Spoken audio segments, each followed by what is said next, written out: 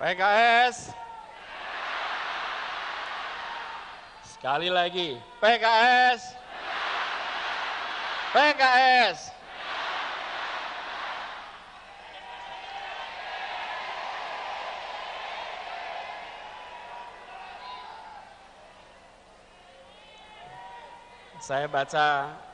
Saya baca pantun dulu boleh?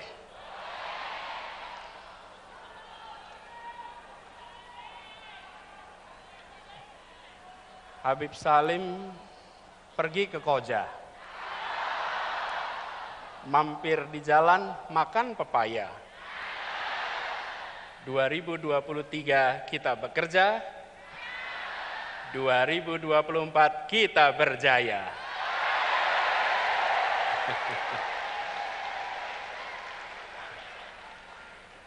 Lagi pantunnya? Lagi ya? Ustadz Saihu pergi ke Kemayoran. Pulangnya muter mampir ke Kemang. Bersama dengan koalisi perubahan, biiznillah kita pasti menang.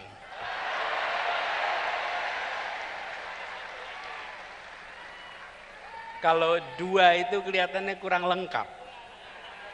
Ini koalisi bertiga, pesannya 3, 2 tambah 1 sama dengan 3. Satu lagi. Habib Abu Bakar pergi ke Tambun. Pulangnya lewat hutan kayu. Untuk PKS yang sedang ulang tahun, Happy Milad to you.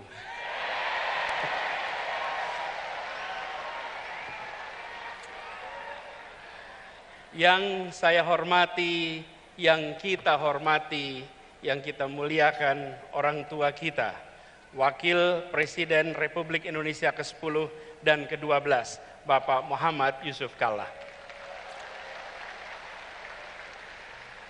Tadi pidato Pak JK di PKS, sepertinya Pak JK sedang pidato di rumah sendiri, Pak JK. Tidak pidato sebagai tamu, tapi pidato sebagai orang tua yang berada di rumahnya sendiri. Habib Salim mengantarkan menjadi sebuah rangkaian yang tepat, urutan yang tepat. Insya Allah beliau selalu sehat, dipanjangkan umurnya, dan terus menjadi penjuru bagi kita semua. Yang saya hormati, saya muliakan, yang kita semua sayangi, Ketua Majelis Syuro Partai Keadilan Sejahtera, Habib Dr. Salim Segaf Al-Jufri, para Wakil Ketua Majelis Syuro, Bapak Dr. Hidayat Nur Wahid, Bapak Dr. Muhammad Soebul Iman, Bapak Dr. Ahmad Heriawan, Bapak Dr. Andes Suharna Surapranata, yang saya hormati Sekretaris Majelis Syuro, Ustadz Muhammad Sauki, yang saya hormati Ketua Majelis Pertimbangan Pusat, Bapak Dr. Suswono, Ketua Dewan Syariah Pusat, Kiai Haji Muslih Abdul Karim, yang saya hormati Presiden PKS, Bapak Haji Ahmad Saihu, yang saya hormati Sekjen PKS, Habib Abu Bakar Al-Habsyi, yang saya hormati Bendahara Umum PKS, Bapak Haji Mahfud Abdurrahman, yang saya hormati Ketua Mahkamah Partai, Kiai Haji Surahman Hidayat, Ketua Fraksi PKS, Bapak Dr. Jazuli Juwaini, dan seluruh anggota DPR RI dari PKS. Yang saya hormati Ketua Fraksi PKS, Bapak Insinyur Tifatul Sembiring, beserta para anggota MPR PKS dan Ketua Dewan Penasehat, Ketua Dewan Pakar, Profesor Dr. Iwan Prayitno bersama anggota. Yang saya hormati, yang saya banggakan, Ketua Umum Partai Demokrat, Bapak Mas Agus Harimurti Yudhoyono, Pak Sekjen beserta keluarga besar Partai Demokrat yang hadir di sini, boleh beri tepuk tangan kepada mereka. Yang saya hormati, perwakilan pimpinan Partai Nasdem, Bapak Ahmad Ali yang tadi bersama kita. Yang saya hormati juga Ketua DPR RI yang dalam hal ini diwakili oleh Dr. Ahmad Basarah, para kepala daerah dan wakil kepala daerah PKS dari seluruh Indonesia yang hadir bersama kita, para ketua bidang dan badan DPP PKS, para wakil sekjen, wakil bendum, dan seluruh staf kantor kepala staf Presiden, para ketua MPW, ketua DSW, ketua DPW, para pengurus, struktur anggota dan simpatisan PKS, dan seluruh keluarga besar PKS, para ketua dan anggota unit pembinaan, para tamu undangan, hadirin saudara-saudara sekalian sebangsa setanah air. Assalamualaikum warahmatullahi wabarakatuh.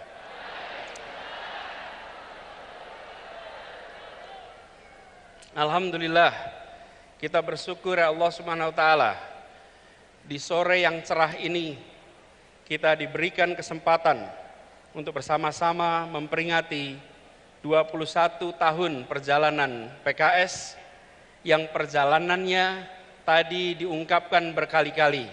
PKS telah menjadi salah satu partai yang bisa dijadikan teladan dalam berdemokrasi. PKS konsisten bahwa berdemokrasi memiliki dua peran. Ada masa berperan di dalam pemerintahan dan ada masa berperan di luar pemerintahan. PKS menjalankan itu dengan konsisten. Karena itulah ini bisa menjadi contoh. 21 tahun adalah masa yang pendek untuk usia sebuah organisasi. Masih panjang perjalanan ke depan. Mempesona ditulis hari ini itu penting, tapi mempesona ketika ditulis para sejarawan itu jauh lebih penting. Dan PKS memberikan dokumen kepada para sejarawan nanti sebagai partai yang konsisten memainkan perannya ketika berada di dalam pemerintahan, kontributif, ketika di luar pemerintahan, konstruktif. Ini adalah satu peran yang luar biasa yang dimainkan oleh PKS. Dan peringatan kali ini seperti tadi disampaikan oleh Beb Abu, Pak Sekjen, bahwa seharusnya diselenggarakan April, tapi karena jadwal dan lain-lain jadi dilaksanakan di bulan Mei. Dan ini bersamaan, pilihannya adalah 20 Mei. 20 Mei ini bersamaan dengan 115 tahun momen kebangkitan nasional. Karena itu di dalam kesempatan ini izinkan kita juga menengok pada perjalanan bangsa, bahwa momen kebangkitan nasional 115 tahun yang lalu adalah momen di mana kita bangkit. Perlawanan yang dulu lokal, yang dulu fisik, menjadi perjuangan yang terkoordinir dengan kekuatan intelektual, dengan kekuatan politis, dan memiliki identitas kebangsaan yang kuat. Momen kebangkitan nasional adalah awal dari perjuangan menuju kemerdekaan. 37 tahun kemudian kita meraih kemerdekaan. Dan ini adalah kesempatan hari ini untuk kita reflektif. Ketika kita bergerak ke depan di hari kebangkitan nasional, kita harus ingat bahwa kita pernah bangkit, tapi tidak ada jaminan bahwa bangkit itu artinya terus-menerus menjadi kuat. Bangsa-bangsa di seluruh dunia ada masa mereka bangkit membesar, ada masa mereka bangkit pelan-pelan turun, bahkan gagal di berbagai tempat di seluruh dunia. Karena itu momen ini di saat ulang tahun PKS bersamaan dengan momen kebangkitan nasional, mari kita tengok bangsa ini harus bisa bangkit lebih kuat. Sambil kita lihat pelajaran dari bangsa-bangsa di seluruh dunia. Ribuan tahun sejarah sudah mencatat bangsa yang bangkit dan bangsa yang kemudian negaranya hilang. Ada sebuah buku berjudul Why Nations Fail, Mengapa Negara Gagal. Studi ini bukan studi teoritis. Studi ini adalah mengumpulkan berbagai peristiwa, mengambil hikmahnya, apa yang harus kita perhatikan supaya kita terus bisa bangkit ke depan. Dan di antara tanda-tanda mengapa gagal, mengapa kemunduran adalah dua unsur utama, institusi politik dan institusi ekonomi. Ketika institusi politik institusi ekonomi itu bersifat ekstraktif, memeras, maka pelan-pelan negaranya akan turun. Tapi kalau institusi ekonomi, institusi politik sifatnya inklusif, memberikan kesempatan setara kepada semua, pelan-pelan negara akan bangkit menjadi kuat, menjadi makin berkembang. Apakah institusi politik dan ekonomi yang bersifat memeras menyingkirkan atau bersifat inklusif memberikan kesempatan pada semua? Coba kita lihat satu-satu. Kita lihat institusi politik. Apa bedanya negara dengan institusi politik yang bersifat memeras, ekstraktif, menyingkirkan, dan yang bersifat inklusif atau melayani semua? Negara dengan institusi politik bersifat memeras, menyingkirkan, cenderung mengkonsolidasikan kekuatan, kewenangan pada satu pemimpin, pada satu grup, pada satu kelompok. Kekuasaannya tidak disebar dan dibagikan kepada semua. Negara dengan institusi politik yang memeras, menyingkirkan, memberikan kesempatan partisipasi yang terbatas, partisipasi yang terkendali. Bahkan mereka-mereka yang berbeda pikiran politiknya sering dipinggirkan dari arena. Negara dengan institusi politik yang memeras menyingkirkan ini sering tidak mengindahkan etika, sering tidak mengindahkan aturan hukum. Bahkan peraturan bisa ditekak-tekuk, bisa diterapkan setelah tebang pilih, dan seringkali dibuat hanya untuk menguntungkan mereka yang sedang berada di dalam lingkar kekuasaan. Mudah-mudahan tanda-tanda seperti ini tidak ada di negeri kita. Ada apa tidak? Ada yang merasakan? Jangan sampai ada. Karena itu tanda-tanda bukan menuju kesuksesan. Dan sebaliknya, negara dengan institusi politik yang bersifat melayani semua, yang menjunjung tinggi pilar demokrasi, yang memberikan kewenangan kepada cabang-cabang pemerintahan agar saling mengawasi, saling menyeimbangkan. Negara yang seperti ini akan kita saksikan tanpa konflik kepentingan. Misalnya, yang seperti ini tidak ada market player yang sekaligus regulator. Kalau pedagang, pedagang saja. Jangan pedagang sekaligus pejabat, sekaligus pembuat aturan. Apalagi membuat aturan yang terkait perdagangan yang dibuatnya. Dan juga tidak kemudian serba rangkap jabatan, apalagi rangkap jabatan yang bertumpuk-tumpuk.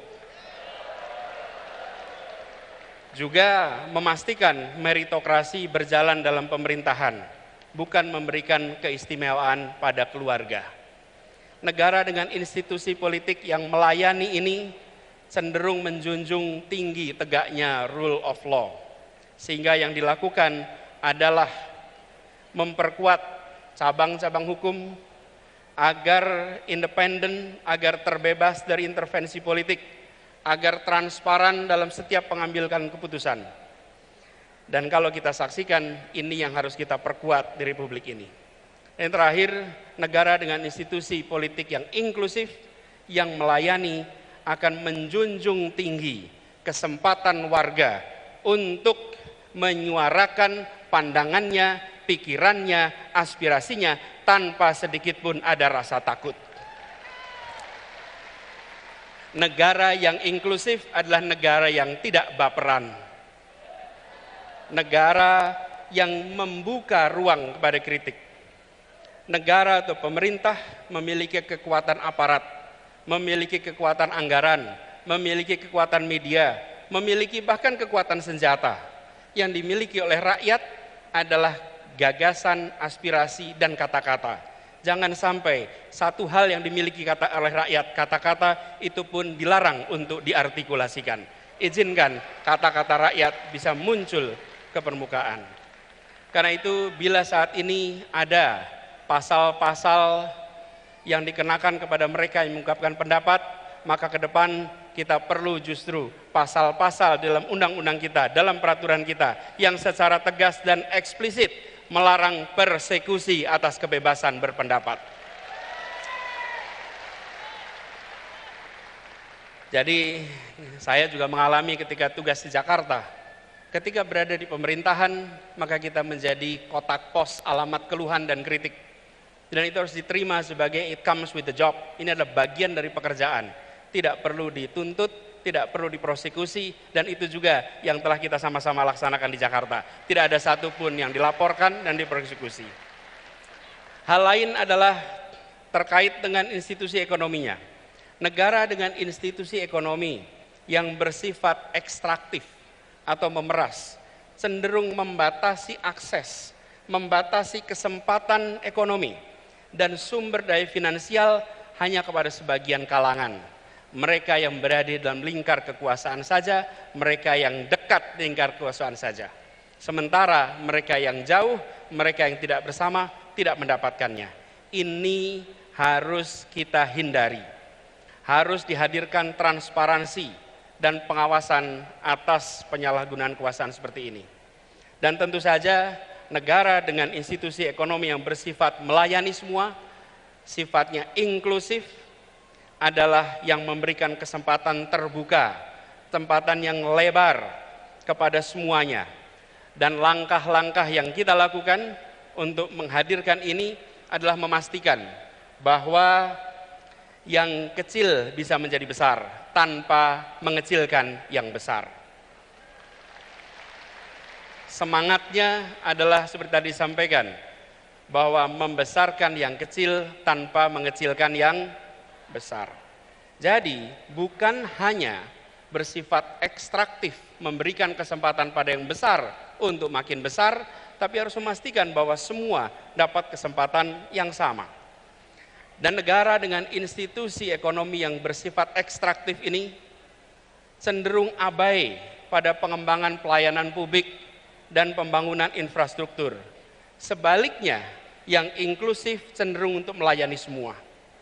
Kalau kita bicara infrastruktur, tadi sudah disampaikan juga, alhamdulillah kita lihat banyak pembangunan infrastruktur besar di zaman pemerintahan sekarang ini. Kita ambil contoh pembangunan jalan, tadi juga disampaikan pembangunan jalan. Media, ada tim jurnalis dari media Kata Data, ini mengumpulkan datanya. Izinkan saya kutip di sini. Pemerintahan kali ini berhasil membangun jalan tol terpanjang dibandingkan periode-periode sebelumnya. 63% dari seluruh jalan tol berbayar yang ada di Indonesia itu dibangun di era pemerintahan sekarang. Sepanjang 1.569 km dari total 2.499 km. Itu adalah jalan berbayar. Sedangkan jalan yang tak berbayar, yang digunakan oleh semua secara gratis, yang menghubungkan mobilitas penduduk dari sudut-sudut desa ke perkotaan, yang membawa produk-produk pertanian, produk perkebunan, produk perikanan dari sentra-sentra tempat mereka dihasilkan ke wilayah-wilayah pasar, baik jalan nasional, jalan provinsi ataupun jalan kabupaten, terbangun 19.000 km di pemerintahan ini. Kalau coba saya bandingkan dengan pemerintahan 10 tahun yang lalu. Di zaman Presiden Pak SBY, jalan tak berbayar yang dibangun adalah sepanjang 144.000 atau 7,5 kali lipat. Bila dibandingkan dengan jalan nasional, di pemerintahan ini membangun jalan nasional sepanjang 590 km. Di era 10 tahun sebelumnya 11.800 km. 20 kali lipat. Kita belum bicara mutu, kita belum bicara standar dan lain-lain. Kita bicara panjangnya. Kedua infrastruktur ini jelas diperlukan sama-sama.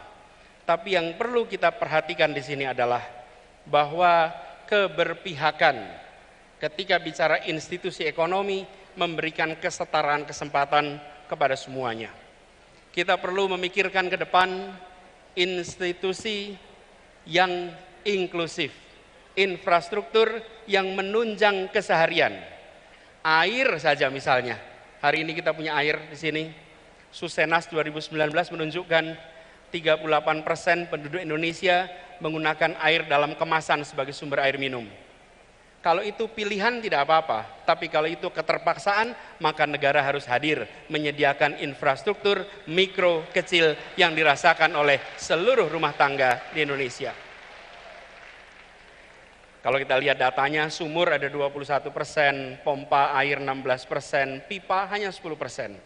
Ke depan kita perlu membangun institusi ekonomi inklusif yang memang belum tentu megah untuk difoto, belum tentu menarik seperti jalan berbayar atau airport bandara yang megah, tapi air yang mengalir di tiap rumah tangga, infrastruktur mikro di tiap rumah tangga, itu akan memberikan rasa kebahagiaan bagi seluruh rakyat Indonesia.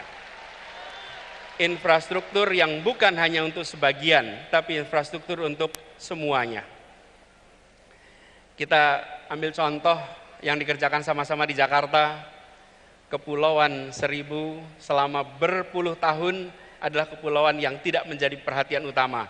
Bersama-sama dengan PKS, bersama dengan Demokrat, ketika mengurus Jakarta, kita pastikan bahwa wilayah itu bukan wilayah yang tertinggal, tapi wilayah yang mendapatkan kesetaraan kesempatan dari kita.